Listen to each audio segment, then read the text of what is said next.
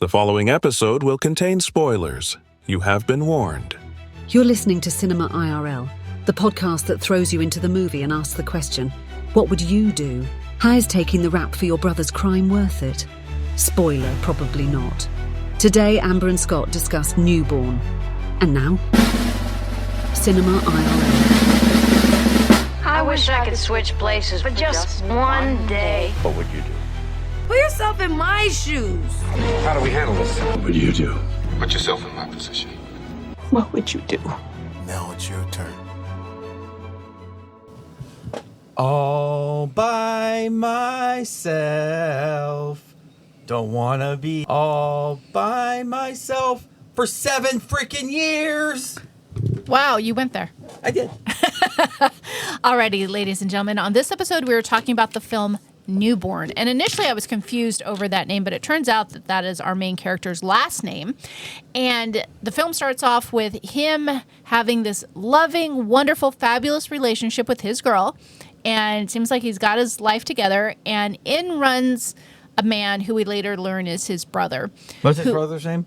Keith. Okay. And Keith runs in and he's covered in blood and he's panning. And it turns out Keith was driving his car. His name is Chris. And he hit somebody or killed somebody. I'm not exactly sure.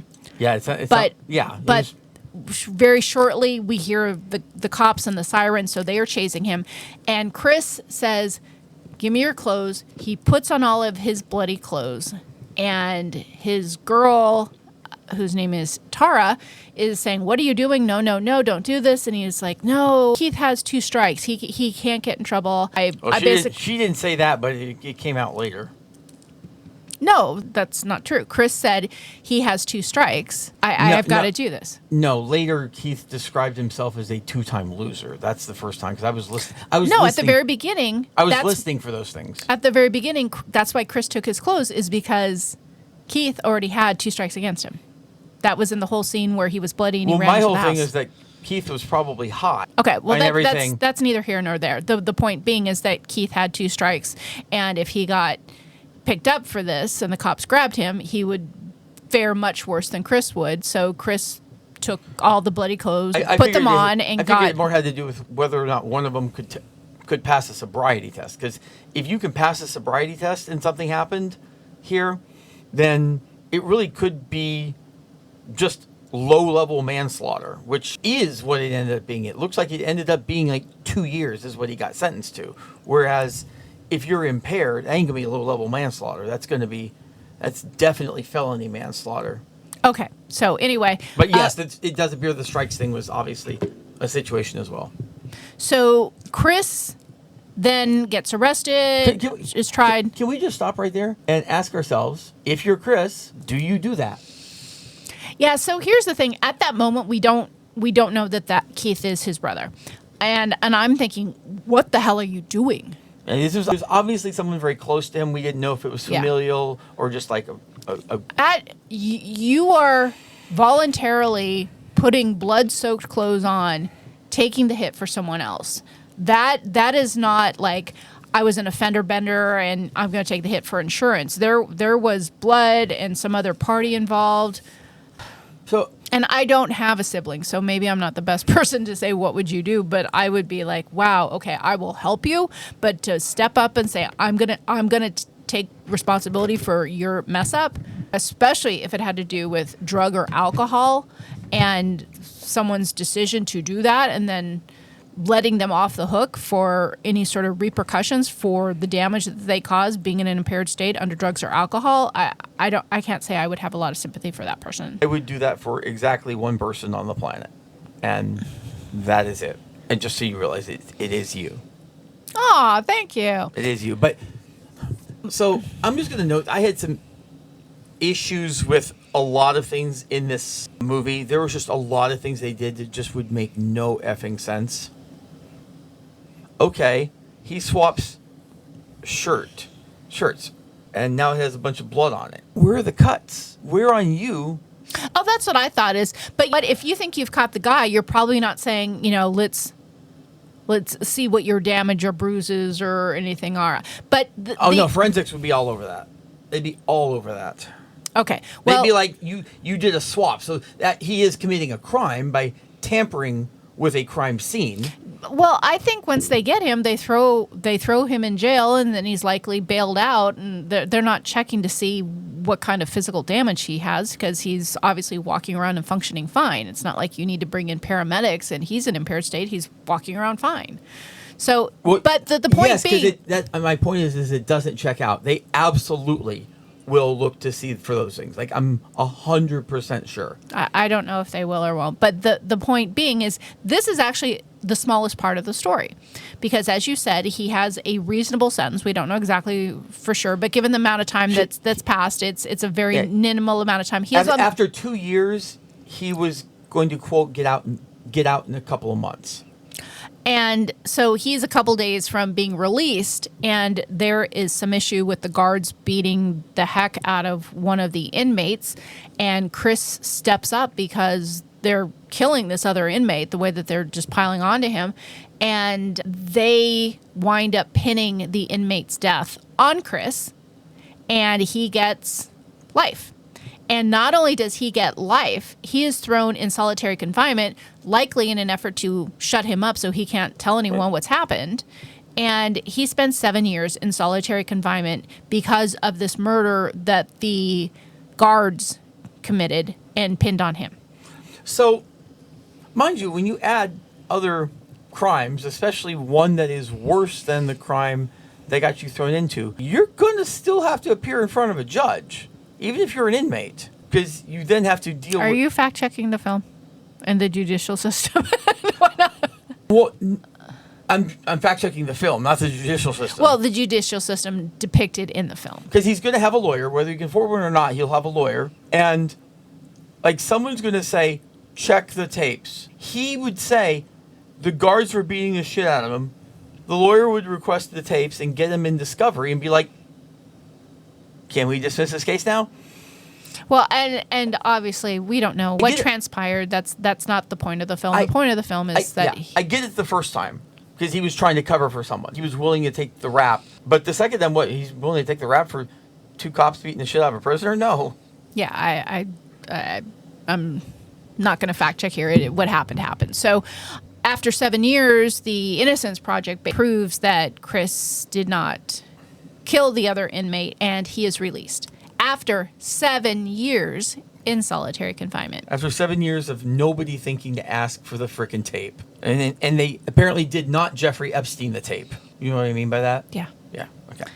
So at this point now, he comes home to his wife or girlfriend. I'm not really sure what their marital status is, but she's still there waiting for him. And there is a young son that likely was baking in her belly unknown when all of this transpired the first time. And this young boy hasn't spoken his entire life. And along comes Chris, and he's back home.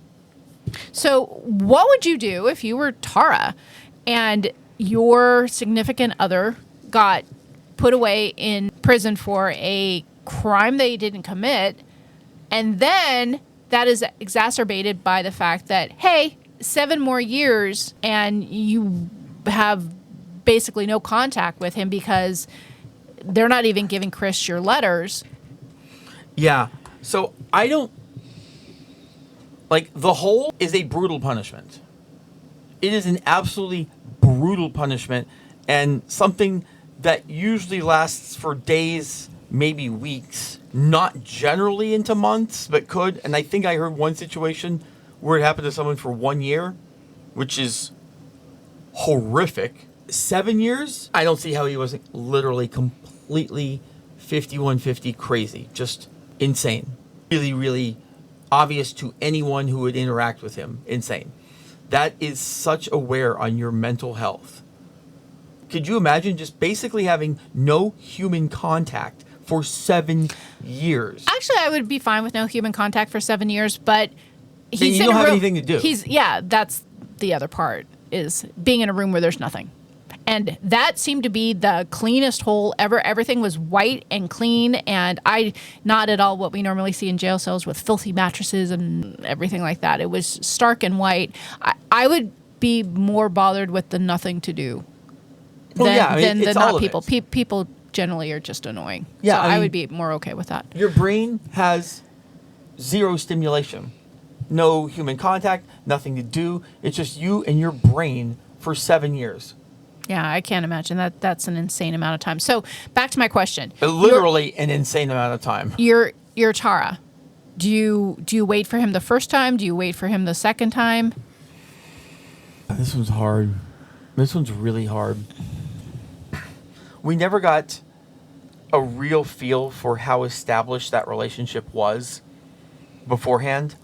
But they were very much, you could tell that they were Oh, very yeah. devoted to each other. Yeah, and I also want to note that when he took the rap for his brother, he was also genuinely hurting his wife/girlfriend. Yeah. Like he made, it's what I always say, unintended consequences. Yeah, you've made your brother's life better by taking the rap for him, but also you've made your girlfriend's life significantly worse Yeah. without you. So I definitely think it was a greedy choice there, but no, I don't.